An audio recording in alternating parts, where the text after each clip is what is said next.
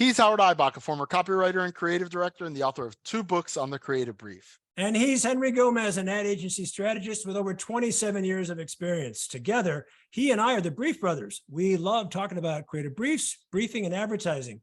Henry, today we have a guest all the way from Berlin, our first guest from Germany, although her native country is Latvia, and she is a freelance strategist. Her name is Baiba Matisone. She will introduce herself. Why don't we join the conversation? Here we go. All right, Henry, we're back with another episode. We are graced today by the presence of Baiba Matisone. She's coming to us from Germany. Where exactly in Germany are you sitting right now, Baiba? In Berlin. In Berlin. I think, if memory serves, you are the first guest from Berlin. In fact, you might even be the first guest from Germany. Not the first guest from Europe, but the first guest from Germany. Baiba is a strategist. She's a freelance strategist, and she's going to tell us a little bit more about who she is and what she does. She came to my attention, which is how it happens a lot, through LinkedIn, and she had some fascinating posts, which we're going to talk about. But first, I want to just say on behalf of Henry and me, welcome, Baiba, to the Brief Brothers. We appreciate your time. I'm super excited to be here today. Thank you very much for the invitation. That's our pleasure. So we like to ask our guests a little bit about their journey and how you got into advertising. Did you know right away, or did you find your way to it? Tell us about how you got into advertising, how you found strategy, and where you are now. Career path, yep. The whole thing. Okay. In 30 seconds. Nah. No, just kidding. Take your time. No, all good. Like, I had a bachelor in visual arts. So I think when I was like 18 years old, when I applied to my bachelor's, I wanted to be more like an artist. But I think in that program, everyone who was on the well, a couple of professors kind of killed my spirit to be a creative person. And I understood that I totally suck as a creative person. So I still wanted to be close to these people who are generating ideas. So I understood that advertising is the way where I need to go. And I started as account manager, like from a totally different kind of starting in a totally different kind of role.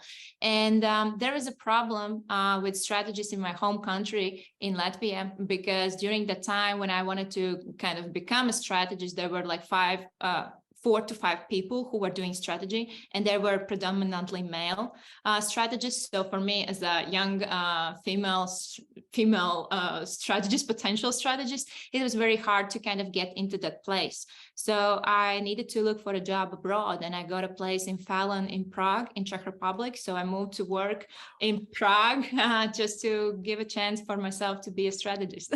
I mean, just this everyday agency like Fallon. I mean, like, why would you want to start there? Oh my goodness, what a great place to start. It's a great agency, great reputation and history. But it was, you said you started out in account management, but how did you find strategy, and how did you realize that you wanted to be a strategist? Good question.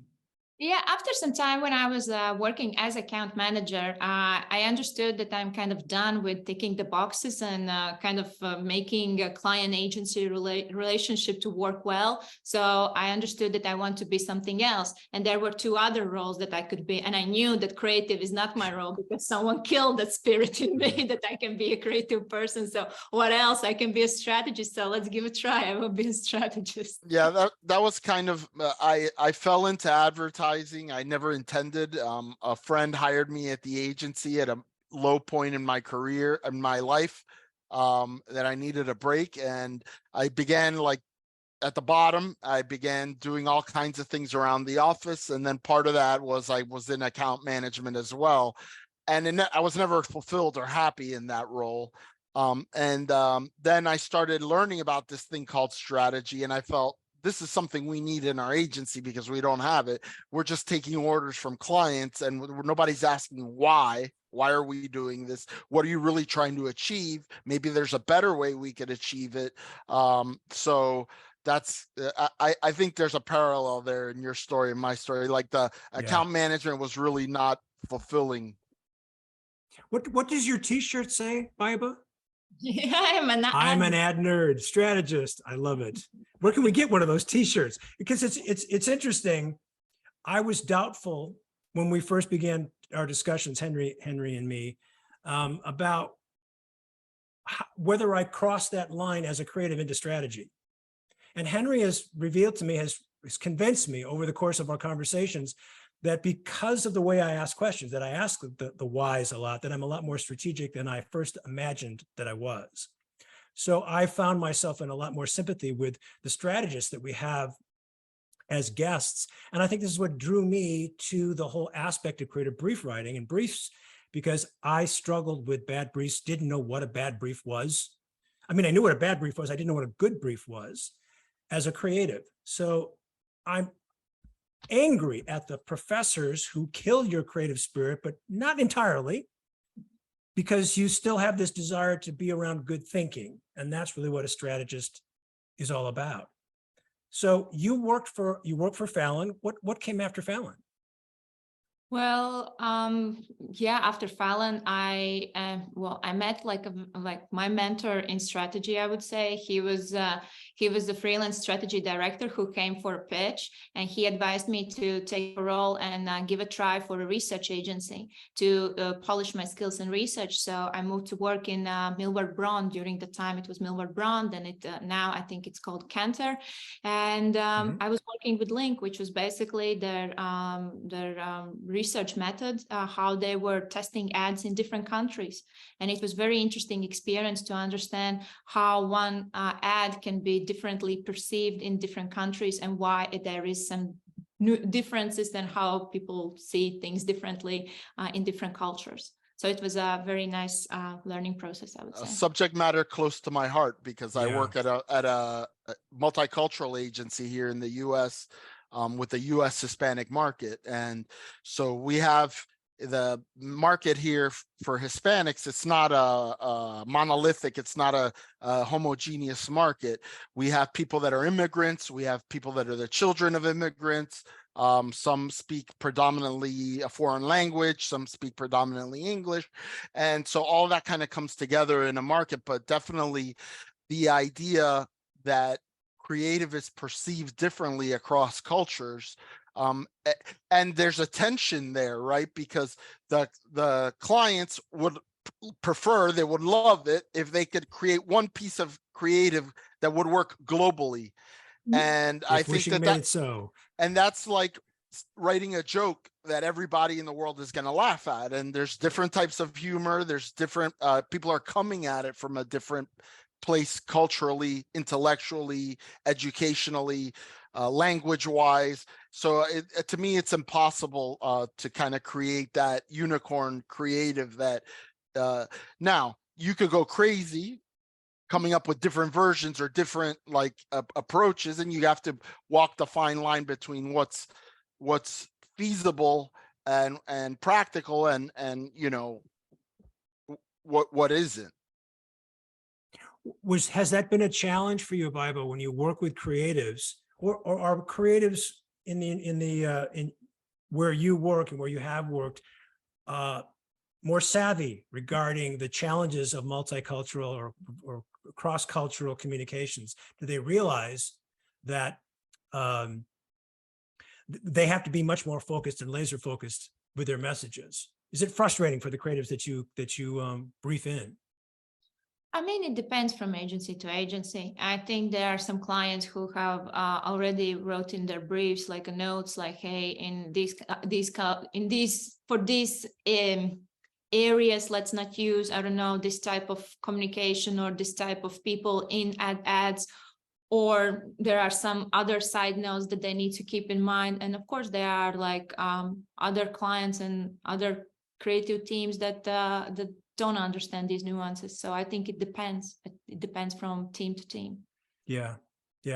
I found that when I work with American brands in training around the brief, they are more seeking more what Henry was alluding to earlier. If we could just find one message that would reach all these audiences, or they say that we have 16 different segments. We're just going to try to have the same message to all 16 segments.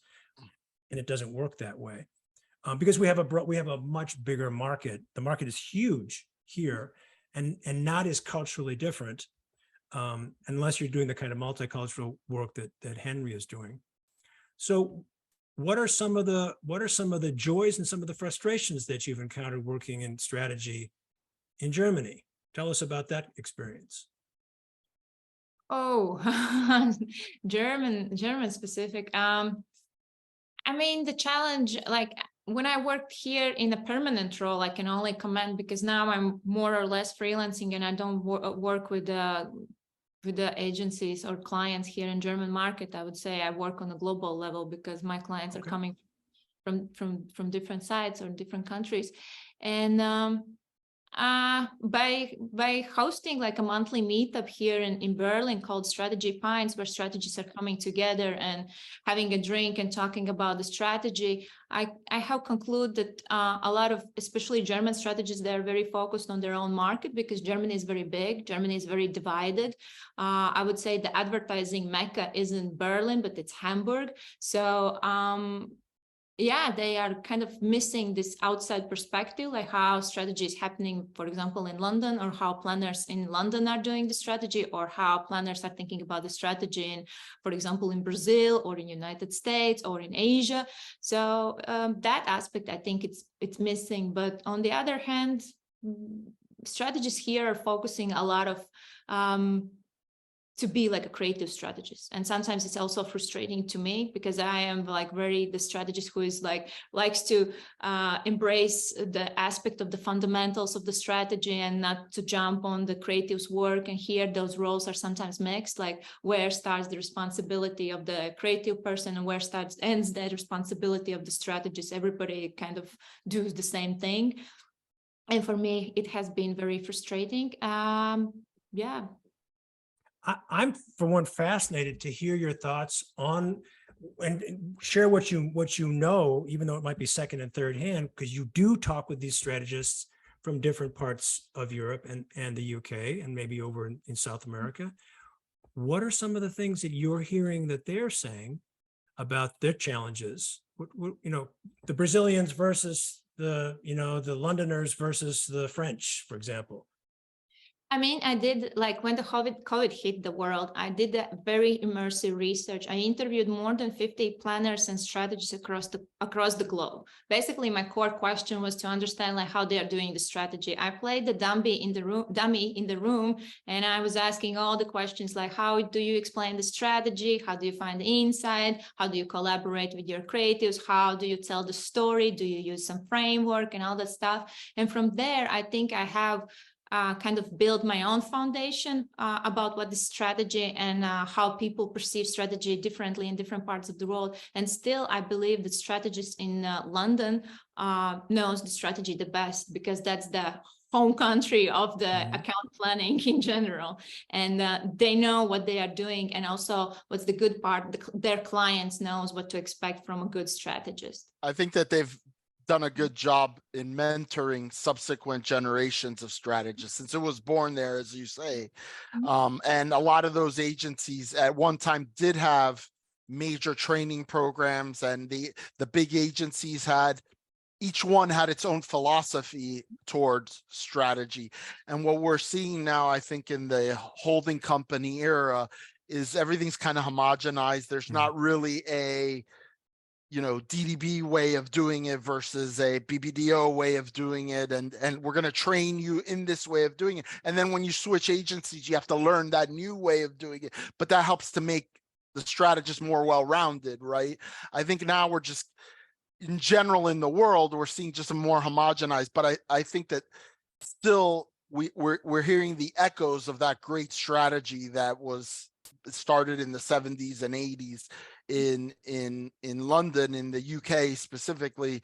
But yeah, I still, a lot of my influence comes from that because it just seems like they were the smartest ones doing the best work. I think this week I finally, the work published my article about the get who to buy model, which I think now everybody is using as a creative brief, and nobody. No, they're not. But I mean, let's talk about that. Yeah, we can. I was very curious, and I was the one who said publicly, like, hey, who's the real author of this brief? I really want to know the real person, because we don't credit the real authors of their work. And then I got in touch with the real author. We did the interview, and I was the one who was asking all the questions, like what was the reason why BBDO in 2004 really wanted to have this very short, small, very to the point brief format, and how did you came to that format, and all those questions around it, and how to even properly use it, because now we can see that they are like get to buy or get to buy because models, and there are so many variations of it, and none of them really holds the truth anymore of the real brief. And I also had a conversation with one agency who basically sent me that brief, and I was like, hey, this is not your brief. This brief is BPDO's brief. Why are you sending me this brief and asking me to kind of fill the brief for your creative team? Don't you have your own approach? Don't you have your own philosophy about how the creative work should need to be done and how the strategy should need to be done? And I can understand that when I ask these questions, that my clients feel that I'm provoking them or challenging them, because I think this is like a kind of common thing that people are floating around the agency bubble, like they are working in one agency and another agency, and then they are doing the strategy in their own style, and nobody kind of judge them like how they are doing the strategy until they are bringing something up and something interesting to the clients. And from there, I can understand maybe that there's no need on the agency side to really come up with their own framework or their own kind of process map for their internal strategy process. But this leads to another problem for a younger generation who comes into the strategy, because when you join the agency who doesn't have a proper process plan or map for how to do the strategy, the young talents get really, really frustrated, and then they have superiors like, I don't know, CSOs, head of the planning, or senior strategy directors, who don't have a time to train them or explain how the strategy works. And then I have heard so many times that my students who comes to me, they say like, hey, my superior said to me, like, strategy can be X and strategy can be, I don't know, something else.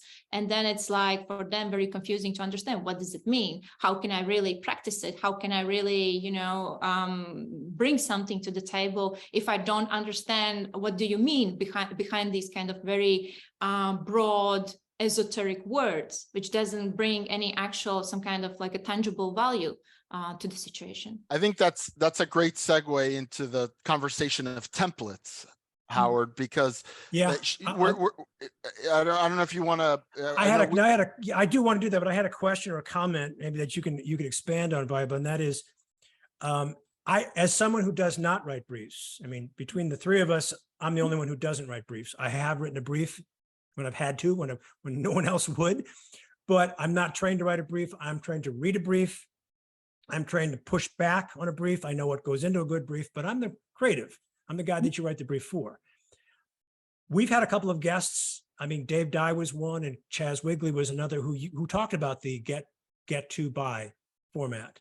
To me, as a creative, and even as if I were a potential strategist, I would say that's a marvelously simple form. It's exceptionally hard to do, though. And as a creative, I would say, I'm not sure, because I've never seen such a brief. I've never received such a short brief. I'm not sure how I would respond to it, not having seen many of them, which I think would also mean it's potentially challenging, especially maybe for younger creatives. I love the clarity of that kind of, and I think, Henry, you have to refresh my memory. Was it Dave Dyer or was it Chaz who asked us to do a get to buy example? He said use Winston Churchill for World War II. I don't remember who it was one of those two. And I being a student of history, I was able to figure that out. But that's in a different kind of a problem solution than it is for a brand. So I guess my question is, there are so many formats out there, and this will be our segue into your templates. Do you have a favorite template for writing a brief? And is the get to buy? Am I saying that right? Get who to buy. There are four words. an original one. Yeah. Is that your favorite template? Do you think that is the clearest way into solving or to presenting the problem to the creatives? Let's step back. I agree with the fact that it's very simple brief format, but it's very hard to write it, very hard to fill it, to be very kind of to the point and make it sound very easy and easy to understand for creative teams. I collected those brief templates and all that information about creative briefs because I'm obsessed with the information from time to time, and I just love to collect it. And if I can put it in some kind of like a one place and share it with the bigger audience, I don't mind to do it. Like, let's allow more people to learn. So I just want to interrupt real quick because I think we kind of just jumped right into there, but this is based on the fact that you've cataloged a certain amount of briefs, both completed briefs and brief templates that you've collected in your career, and you've put them online. And I think that's one of the ways that Howard became acquainted with you. And we haven't mentioned that yet, but I since we're going to talk about this, I want to make sure that the audience understands that we're talking to you about a collection of brief templates from different agencies around the world that you've put online so that people can analyze them.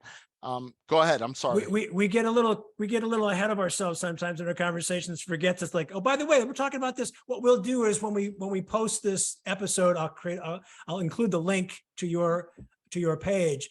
But as memory serves, you have 2 to 3 dozen blank briefs templates from the major agencies. I mean, from a whole bunch of them. We picked 3 of them for an upcoming episode or a previous episode, considering this episode will come later. And that was really what drew me to you. So the question then is, do you have a favorite of those? And you said something before we started recording. You said that you analyzed all these brief templates and came to some conclusions about those templates. Henry and I would love to hear what those conclusions are.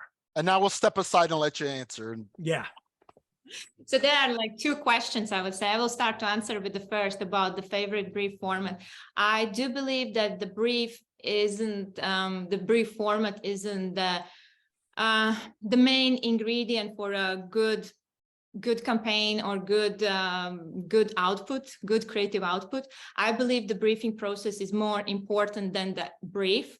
I believe that it's about the relationship and collaboration with the creatives.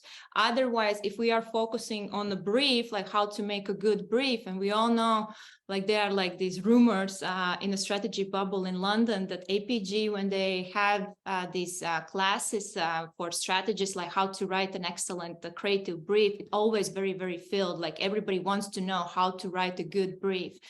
But the thing is that if we are looking at the brief as something that needs to be written for the creatives, it's almost like a, I don't know, very thoughtful wife wants to kind of is thinking very hard about how to make a more appealing meal or dinner for the loving husband. But it's not about the meal that will bring those relationships on a better level. It's about the relationships in general. So a good meal or a very nice prepared dinner won't fix those relationships if they are broken. And that's kind of that kind of way of thinking I have in my mind when I'm thinking about the brief. So for me, the most important part is like, I need to build those relationships with a creative person or a creative team. And then brief can be, I don't know, 1 slide, a couple of slides. It can be a springboard, which is a new way how to instruct or kind of inspire the creative team, which is not anymore like a 1-pager, but it's already like a presentation full with case studies and also with the areas where not to go and some kind of information that could be useful for a creative team, additional information to the brief. And that's why I believe that relationship is the most important part.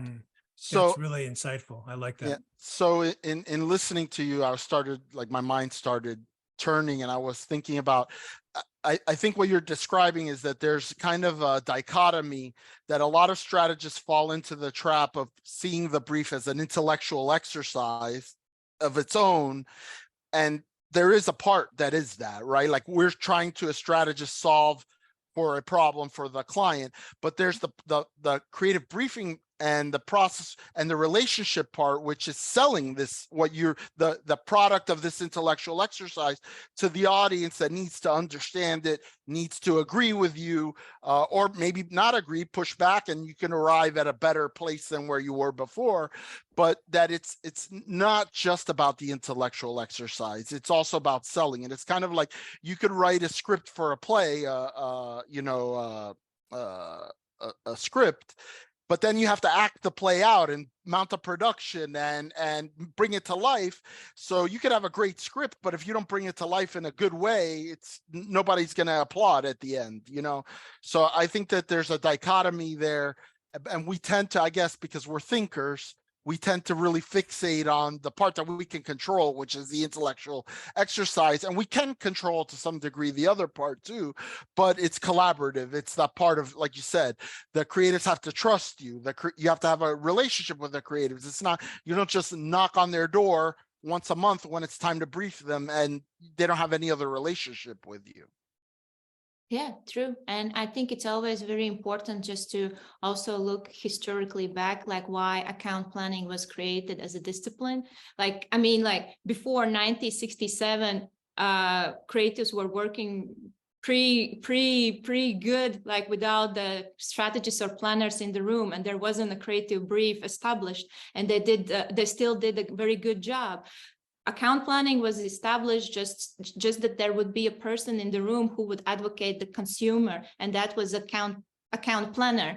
And we have kind of lost this we have historically lost this original road to our discipline, or what the strategy really means, or what the strategist's job should really need to be.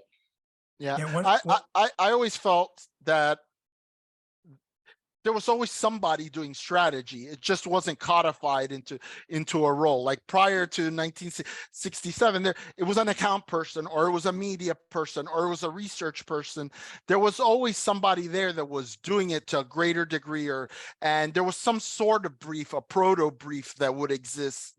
And there were agency philosophies that existed regarding like, how does advertising work? And it was kind of codified into the agency documents. I think what we saw was a formalization of taking all of those different fields of, you know, research, media, understanding consumers, understanding the business of the client, and putting it into one role, into one person or one department in terms of strategy. When I do my training, which is mostly with marketers, not with agency folks, marketers, brand people, product people, they want, or account related people, they want to know what is this thing called the creative brief, and how can I write a better creative brief? Even though they realize often that the document that they're sending to their outside creative partner will be rewritten. But if they have an in-house ad agency, that may not be the case. There might be a closer connection between the internal client and the internal creative agency. What I emphasize, and what Henry and I love to talk about, is this notion of collaboration that you're talking about. If you don't have that rapport, that bonding between creatives and the people writing the brief, you're going to get a lot of confusion and a lot of back and forth and wasted time, repeated. A lot of work would be sent back to the well and for redos. And we want to try to eliminate that. So the whole notion of collaboration, I think I'm simpatico with what you're talking about. My sense, though, is that you're talking about within the agency itself. Are you also talking about between the client, or within the client and the agency, or is it expand on that?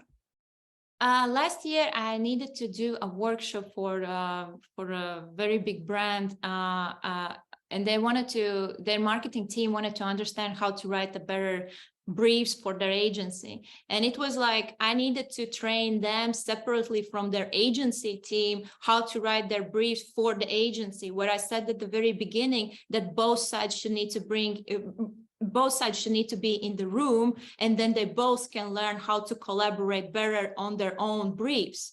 And this is the big question that I had in my mind when I was like preparing for that workshop, like why clients doesn't write the briefs together with their creative agencies. Why they don't bring the strategist in the room even for 30 minutes or 1 hour just to talk about what could be our common creative brief for the creative team.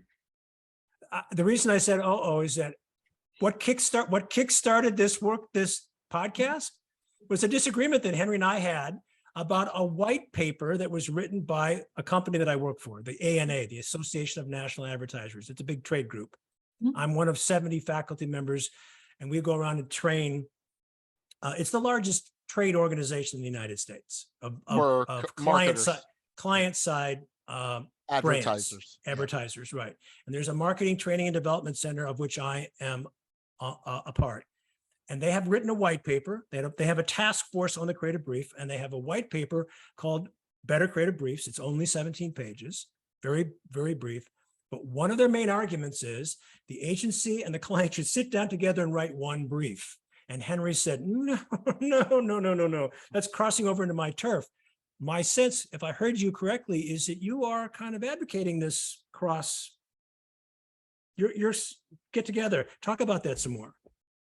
Because I believe that if we are talking again about the collaboration, like going back to force, because what happens, client sends the brief to the agency, then strategists are ripping them apart, then goes the debrief process. It's already one step in between, like to kind of like, it's already one step back to kind of clarify, are we right? Are we on the same page? Then it goes again to the agency after the debriefing process, and then strategists are only briefing the creative teams. If the client would work with the strategists together on the very first brief, there wouldn't need to be like this additional step of debriefing. It would already be like a brief for the creative team. And doesn't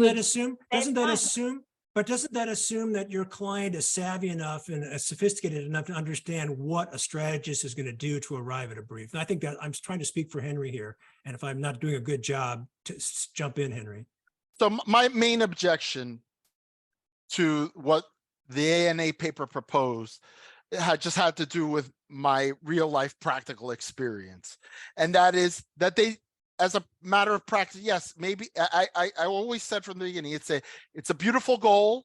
In real life, it doesn't work. And the reason it doesn't work is because very few clients will allow me to collaborate with them on their, they kind of give me a communications brief, their client marketing brief, and it usually has all of the problems that such a brief would have. It has a lot of data. It's a data dump. It has a lot of industry jargon. It has a lot of research and stuff that they throw in. They have a lot of their internal criteria and things that just frankly are mounted on that go away from what we're trying to do with an agency creative brief, which is clarity and simplicity and inspiration. And so I just believe that as a practical matter, what ends up happening is that the briefs we get aren't that great. They're not that inspiring. I take it, and my preference would be not even to go back to the client and show them the creative brief, because then it becomes a process of litigating the creative brief where they want to throw all the same stuff that I just took out of their brief back into it, and that is a wasted step in my opinion. So I just have found, and obviously every client is different. Some clients are more sophisticated than others. Some clients have a better grasp on marketing. In the United States, unfortunately, there's a sad state of affairs that a lot of marketing leaders don't necessarily have marketing backgrounds. They might come from the sales part of the organization or from a operations part of the organization. And there was a opening and they internally migrated into marketing. And it's not that they're dumb people. It's just that they don't have necessarily the we're not speaking the same language. We're not. And so part of the job of the strategist then becomes to kind of remediate these neophytes in marketing in some of the marketing stuff to make the relationship work better. But yeah, I mean, I'm going to get off the soapbox. But you've made this work Baiba, are you saying that you've been able to bring the two sides together and work collaboratively to write a single brief? I mean, there's an agency called Oliver Agency in London. I think they are also somewhere else in the world. They are global agency, and I know that they have this approach that they are working closely with their clients, and they are writing a one brief, which is from the very beginning, the creative brief for the creative team.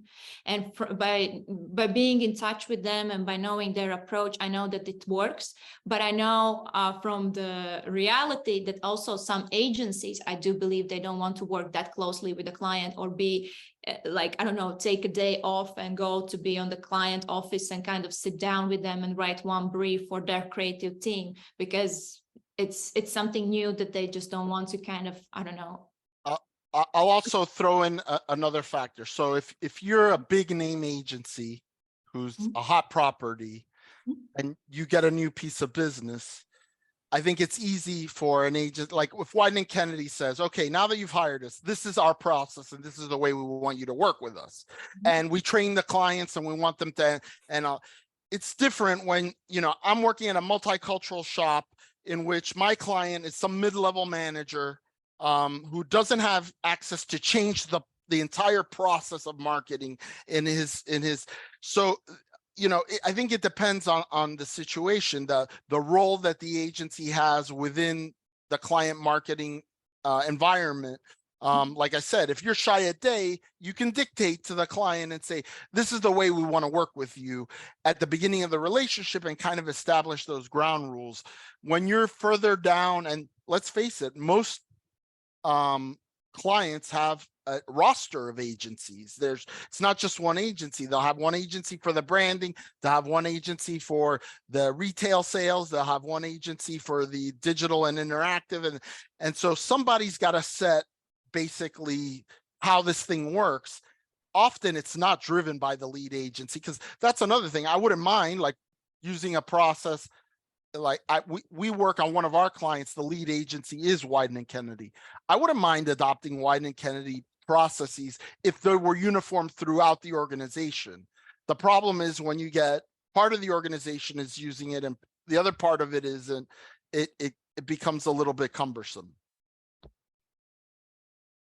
I mean, as I said, like it depends, I think, from the client to client. I think you guys said this, that it depends from client to client, but I still believe that we all could save our time if we could sit down with a client and write one brief together. And I think it would be very valuable if clients would kind of put down a little bit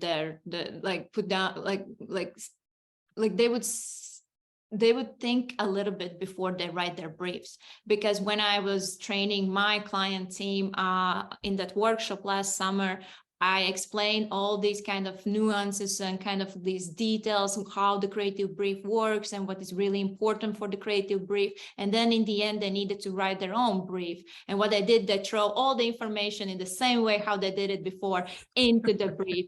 And I was like, it also feels impossible to talk with them and kind of train this kind of new approach, how to even look at the brief, because for them, it's much easier. Okay, I will just throw all the information to that agency and they will figure out.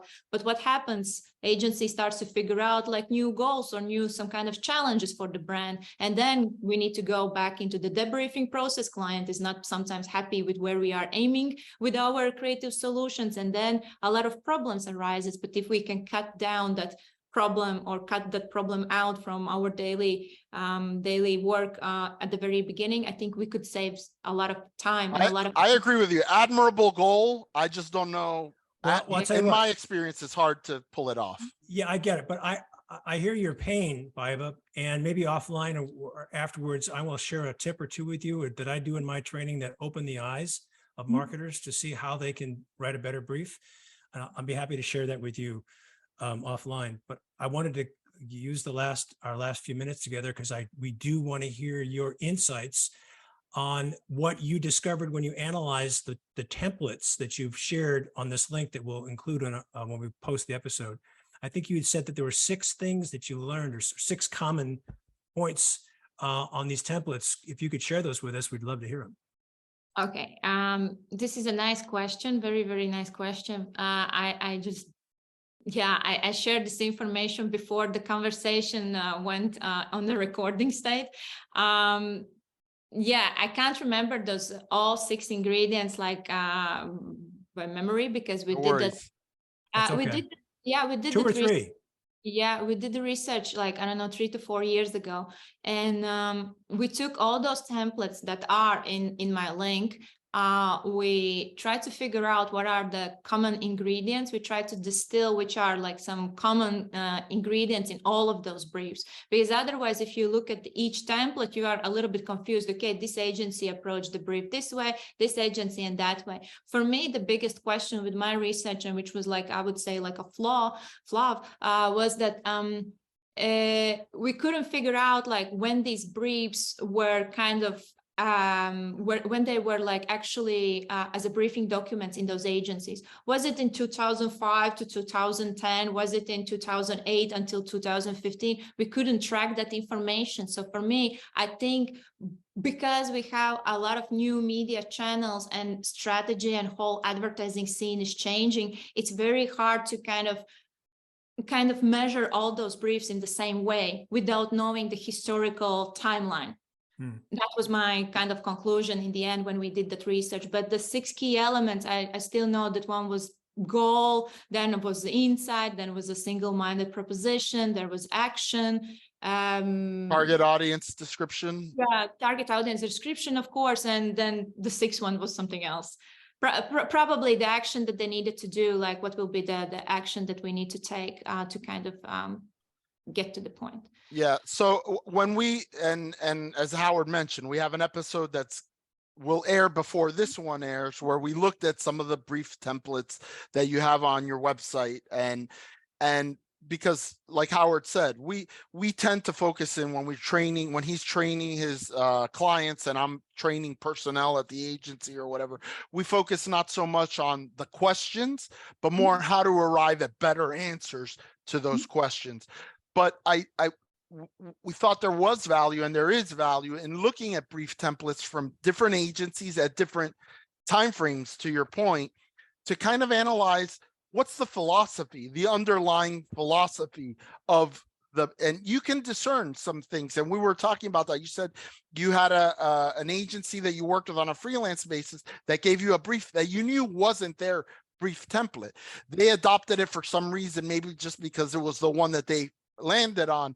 But the originator of that brief had some sort of philosophy that they were trying to enact. And I really relate to that, because at every agency I've been at, I've kind of modified a little bit, or I've brought a new template or rethought, even though again, template isn't that important.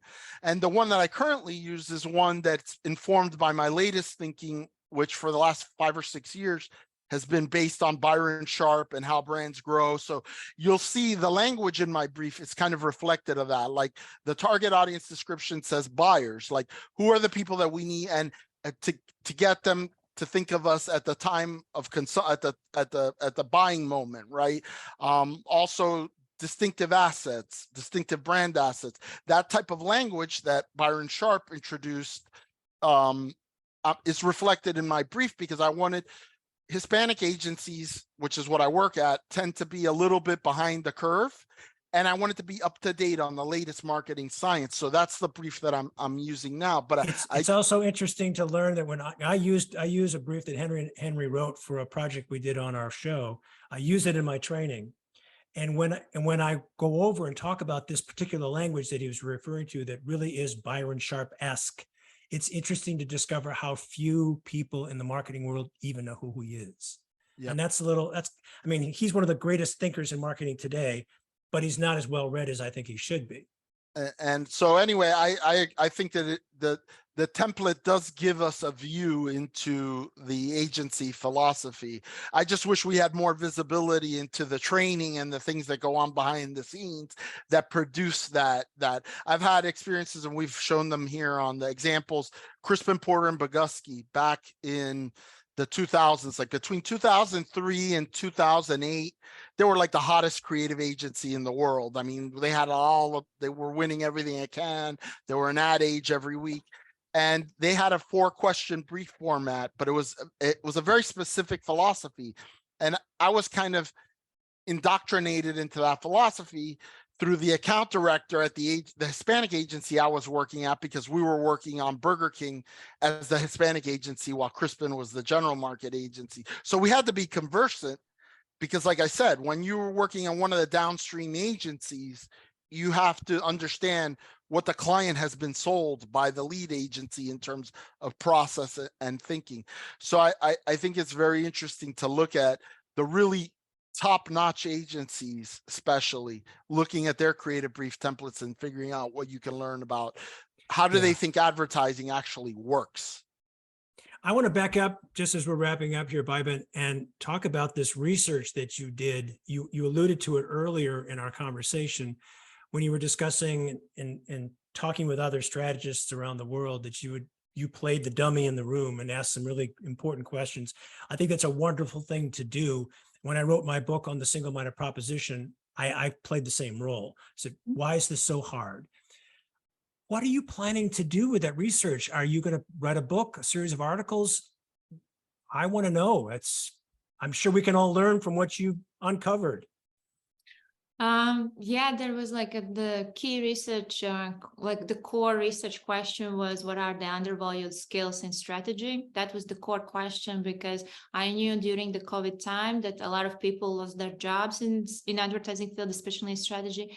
And the core question was like how they can later on get like advantage in the market, like what are the skills that they can kind of show to their future employees, and that they could stand out from the crowd. But it kind of, because it was so interesting to talk with these strategists, it just grow bigger and bigger and bigger, and I just got very curious about so many topics, and I wanted to talk with so many strategists. Right now I have compiled all those transcripts into one kind of like a big document that I still have in my computer.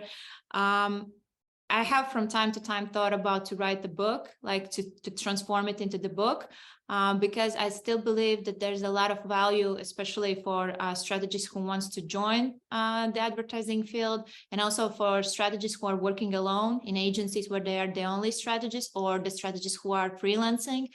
And the only problem with me is that I'm constantly reading something, and I all the time add some quotes to my document. So I feel like it's like a constant work where I don't feel like, hey, this is the end point, and now I can start to just edit my chapters. So that's a problem on my side.